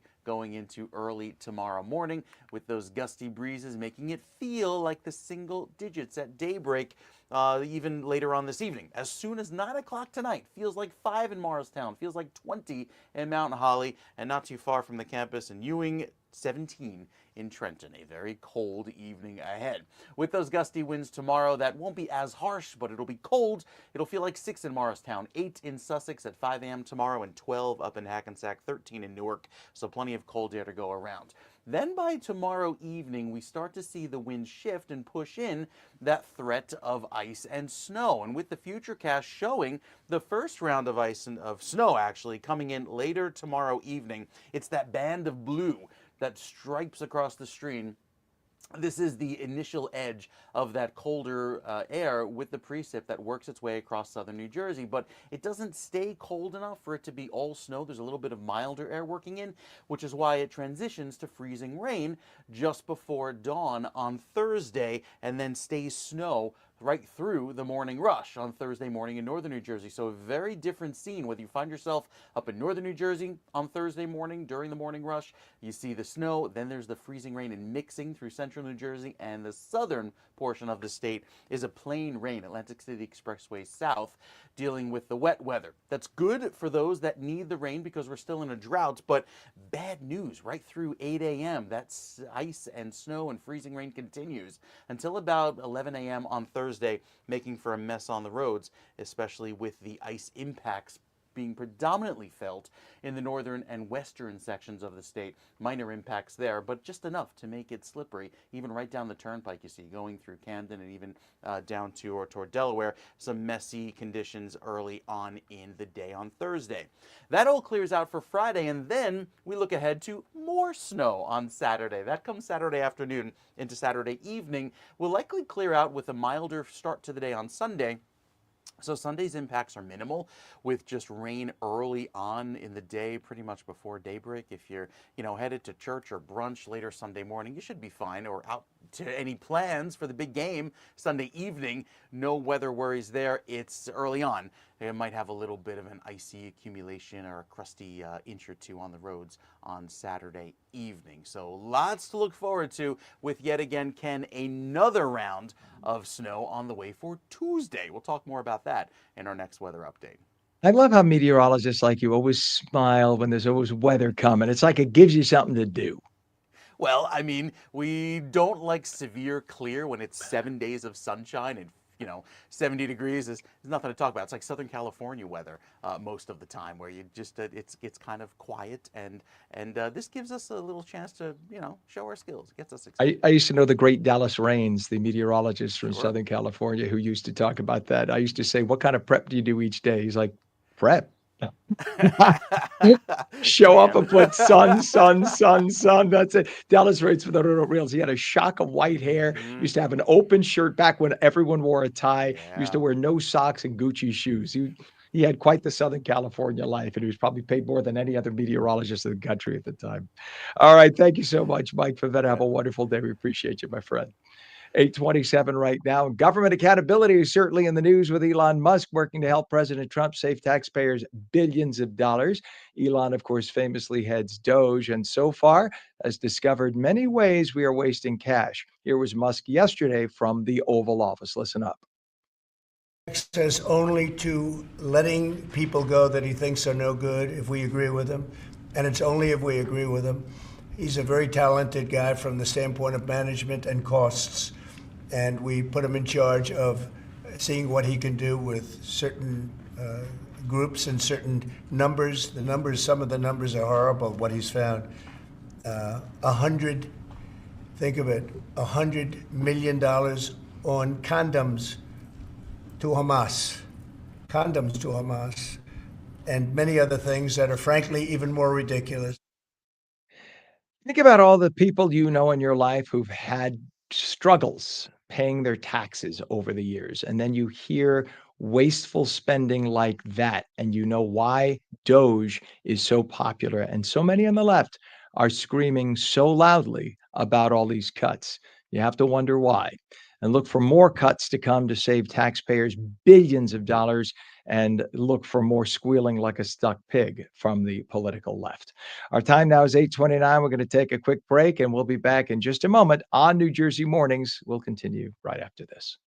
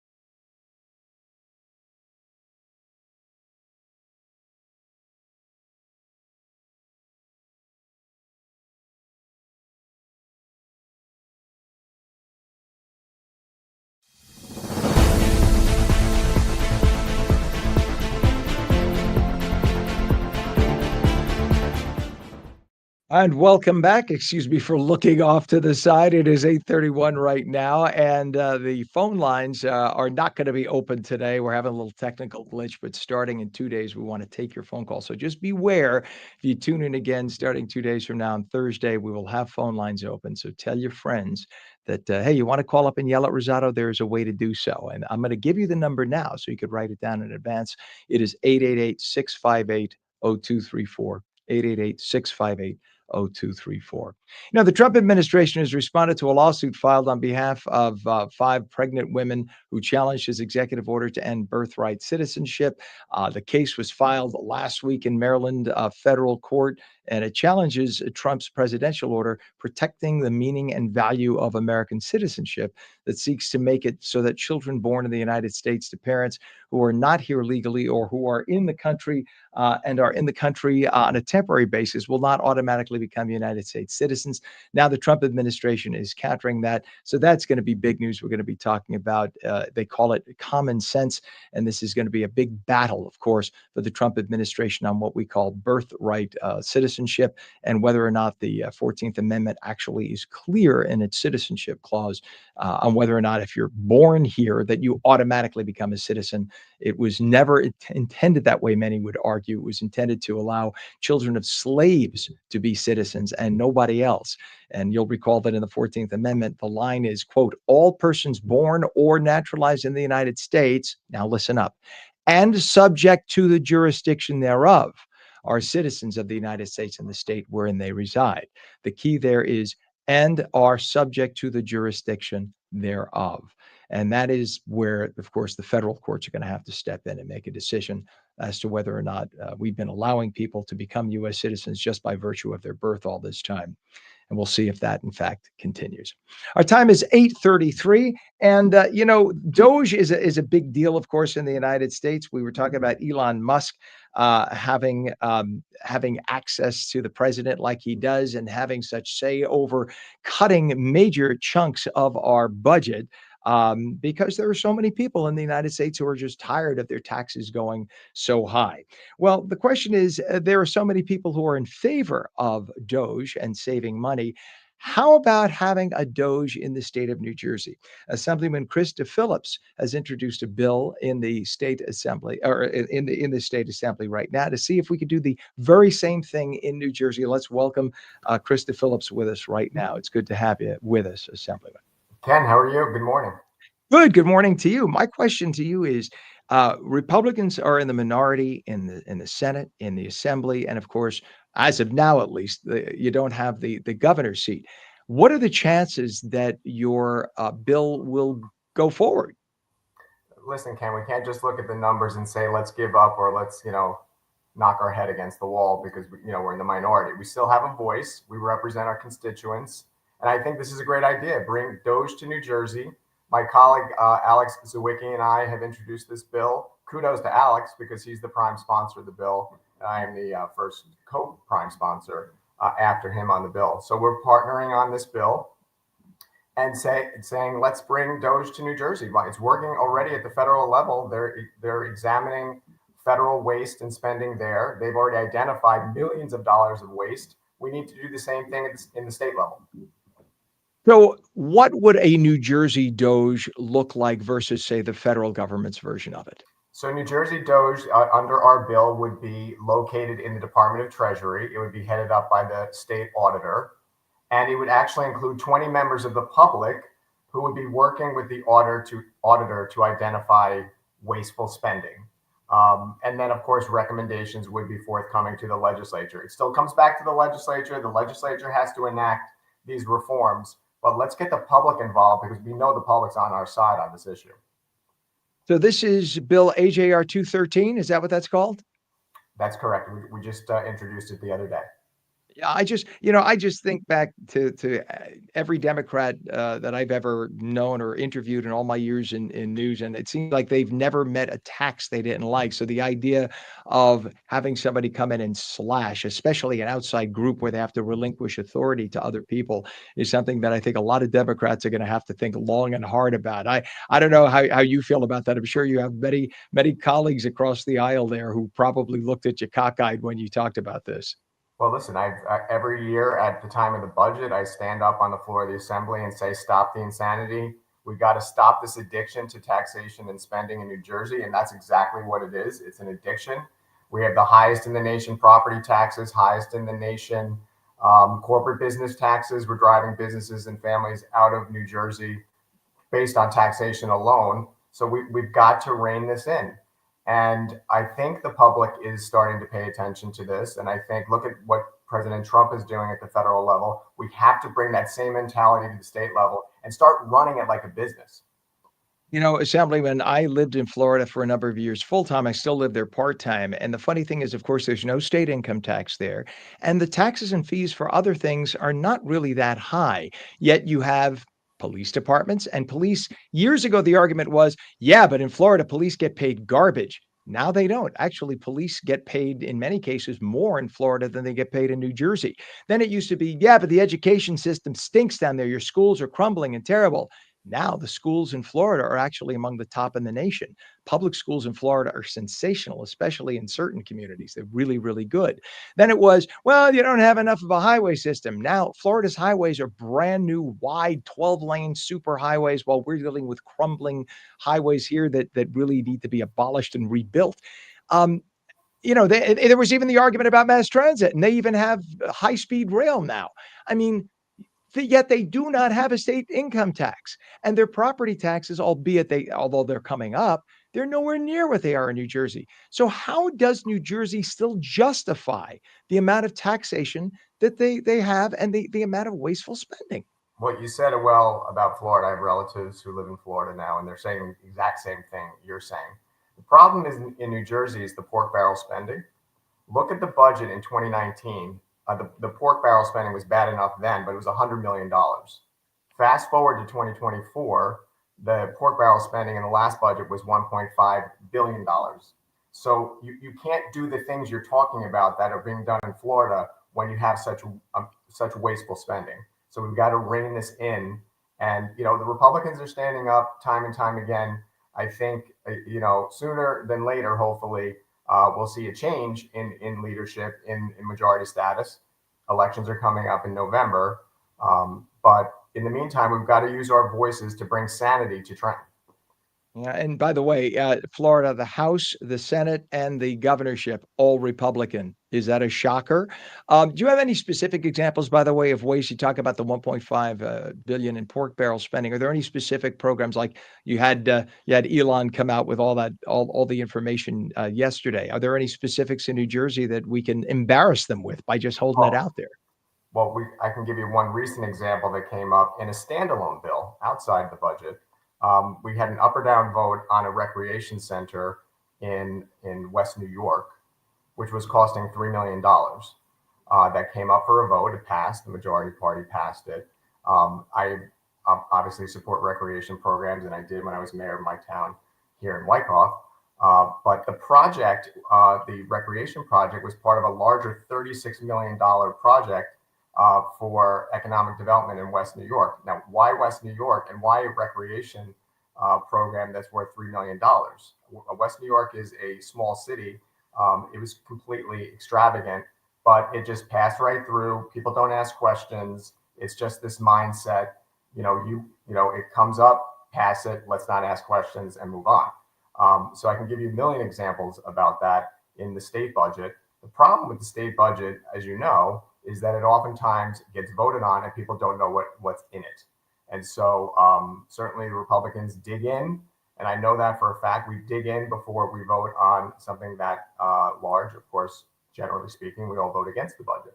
I think I'm sorry, go ahead. I didn't mean to step on you. I Yeah, thought you were done. no. So you've got to ask tough questions, right? And you have to dig deep into legislation. You can't pass legislation when you don't know what's in it. In the West New York example, no one asked questions. And we were all saying, wow, $3 million for a recreation program. We would like that in the towns we represent. But, the price tag was ridiculous. Yeah, I think part of the problem too, Assemblyman, is too many people don't take part in state politics. They don't vote. And I know that I'm originally from New York. The state of New York, only about 16% of the people actually vote for their state assembly and state senate. That's why you have in New York State some of the most radical people. They're young. In many cases, they're in their not teens, but early 20s, and they're state assembly members. These are people who literally, if you ask the average New Yorker on the street, they had no idea that these people were their representatives in Albany. But this is because people, they only pay attention to the big stuff, if you will. They pay attention to the federal race. They might pay attention to a mayoral race in New York City. Other than that, they couldn't tell you who their state assembly and senate members are. And this is how these people who control the state purse strings and how much money goes back to New York City, et cetera. This is how this stuff happens. And this is how, if you're complaining about congestion pricing and you're in New York, this is how it happens. Because you get these 22-year-old super leftist progressives in Albany. They don't want to hear it. They're the ones who have the cashless bail. They're the ones who defunded the police. And they don't even want to, even the governor, who's a radical leftist in New York, Kathy Hochul, even she thinks they're too far to the left. So what does that tell you? So now, in the case of having these 20 members of a New Jersey Doge, how would we ensure that they would be from all parts of the spectrum and that you wouldn't end up with 20 far left people who wouldn't really do the job we're looking for? Well, there are provisions in the bill that allow the majority and the minority parties to weigh in on that. So it should be fair and balanced, and that certainly is the goal. So again, we'll have to see where the bill goes. I think you're right. There's probably going to be a knee-jerk reaction against the bill, but I have lots of relationships on the other side of the aisle. I know my Democratic friends, a lot of them care about the things that you and I are talking about right now. The question is courage, right? Will courage materialize in this instance? And let's see what kind of hearing we get on it. Well, it would be amazing if we could even just look to cut the state income tax by 1%. Let's just start small goals, right? Low bar, 1%. I know that would translate to hundreds of millions of dollars, but 1% is a start because what that would do is force lawmakers in the state to make do with less. The big joke in Washington has always been that the way the budgets are set up, when you establish a program, they build in annual increases that are above and beyond what the rate of inflation is. So in the United States, say you have $1 billion. I mean, you know this. I'm just explaining for our viewers. Say you have $1 billion a year program in the federal government. It has an automatic increase in the budget for the next year, automatically, to go to say 5% more. Then what happens is you get a fiscal conservative Republican who comes in and says, all right, instead of going up 5%, it can only increase 4%. And what you get is the left screaming, he's cutting the budget. He's cutting aid to children and mothers who are single, when in fact, there's still an increase, but the increase is less. If New Jersey could do the same, just increase things less for 1 year and see what happens in terms of savings and force lawmakers to make do with a little less, I'd be amazed to see what would happen to our state economy. I'll leave you with some numbers. So the state budget in 2017, Governor Christie's last year, the budget was $34.7 billion. Fast forward to today, $56.7 billion, a 67% increase over 7 years. No New Jersey family could increase their budget by 67% if they didn't have the money. And that's the point. The state doesn't have the money. The state is drowning in debt. No one likes to talk about it on the other side of the aisle, but it is the fact. So, you're right. I mean, we should be not only cutting the budget or cutting increases, we should be just slashing the budget. My view is that we should take every department and cut it by 5% and then start having a conversation about what the spending should look like department by department.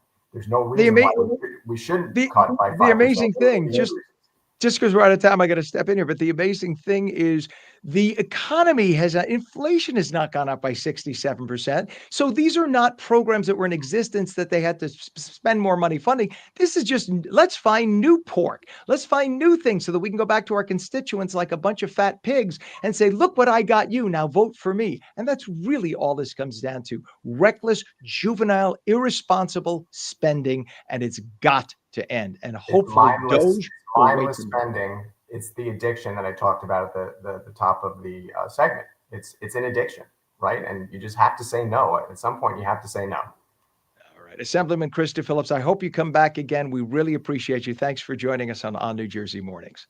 Thanks for having me. Appreciate it, Ken. You bet. It is 8:46 right now. It is windy outside. Meteorologist Mike Favetta has the Garden State forecast.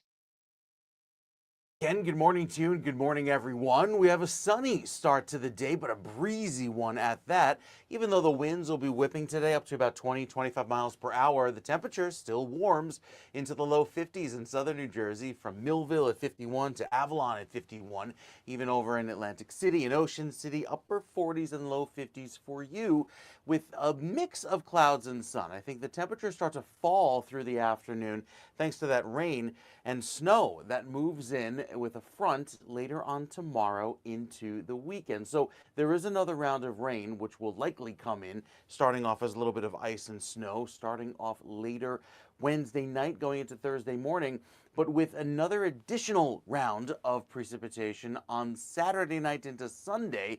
We could be looking at healthy forecast totals anywhere from a ½ inch to an inch, really helping the drought situation that seems to be plaguing New Jersey even as we head into the last months of winter. Toms River, Ship Bottom, Atlantic City, right down to Cape May.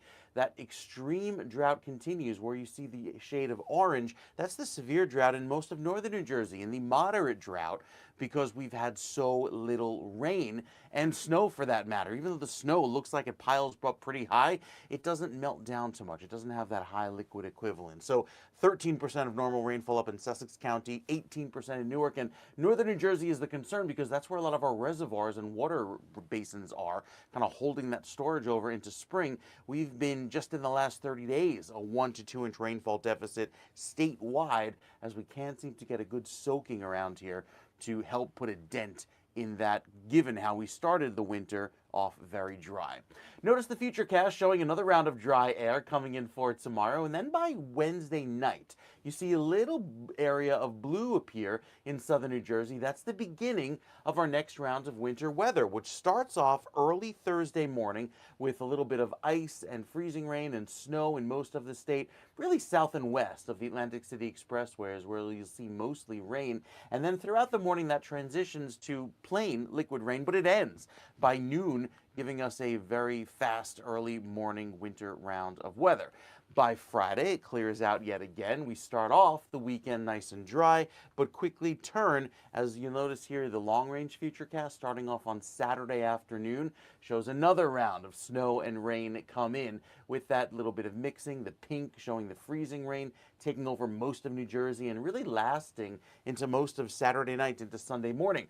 The timing of these systems that have been giving us a little bit of snow and ice really have been right on track with overnight events when the coldest part of the day and night, allowing for that freezing rain and the snow to stick around. So I think we'll see a little bit of an accumulation for Saturday morning. It's all gone. I think most of Sunday is nice and dry, even though there'll be some whatever falls, residual accumulation on the ground. Back to dry weather on Monday, and then all eyes peeled for next week's weather, specifically Tuesday into Wednesday. Yet again, another round of snow, rain, and ice as that moves in throughout the day on Tuesday. I think yesterday we were thinking it'll be sometime in the middle of the week. Now it's kind of narrowing in and laser focused on Tuesday. So the forecast here for Thursday, yeah, we'll see that snow and freezing rain and rain in the morning. There's your 100% chance of rain. And then again, later Saturday going into Sunday. I think if you have plans for the Super Bowl on Sunday evening, shouldn't be a problem getting around. Most of that ends by daybreak on Sunday. So it's really a Saturday night deal. The forecast going forward for the rest of February shows a pretty cold period for most of the U.S., especially the upper Midwest. Notice here in New Jersey, we keep that. If you head down to Florida, though, there is a very warm period there, thanks to kind of a subtropical high that's anchored over the Gulf, allowing for some very pleasant weather, taking us into the next few weeks. Our forecast looks to be a little bit wetter than average here in New Jersey throughout the next several days. Now, our forecast keeps that wet trend in play, specifically with the clouds again tomorrow. South Jersey could pick up a few snowflakes later in the day, but it's really later Wednesday into early Thursday with the rain-snow mix, most of that happening the first half of the day. By Friday afternoon, we climb back into the 40s, but there's that rain and snow again on Saturday going into Sunday morning. Most of that clears out by early Sunday, so it shouldn't be a problem for any travel plans if you're heading to somewhere later Sunday evening. I think Thursday for South Jersey, it's mostly a rain event, even though it may start as some snow late Wednesday night. And then for Saturday, yeah, you tap into the ice and snow before that changeover occurs by clearing out by Sunday with a high of 50 degrees. We'll have all the updates and what you need to know, especially with another round of new forecast information coming up in just a bit, especially with Thursday morning's wintry weather scheduled here for New Jersey. I'm meteorologist Mike Favetta. All right, Mike, thank you very much. It's 39 degrees now at 8:51. A recent study shows 40% of single men wait months before washing their sheets. Sounds gross, right? Well, it not only sounds gross, it is gross. And it's a biohazard. Come on, guys. That's how you get skin infections, bed bugs, and worse. And if you've ever had anyone over, you know, well, Valentine's Day is almost here. Let's just say it's not a good look and it's not a good smell.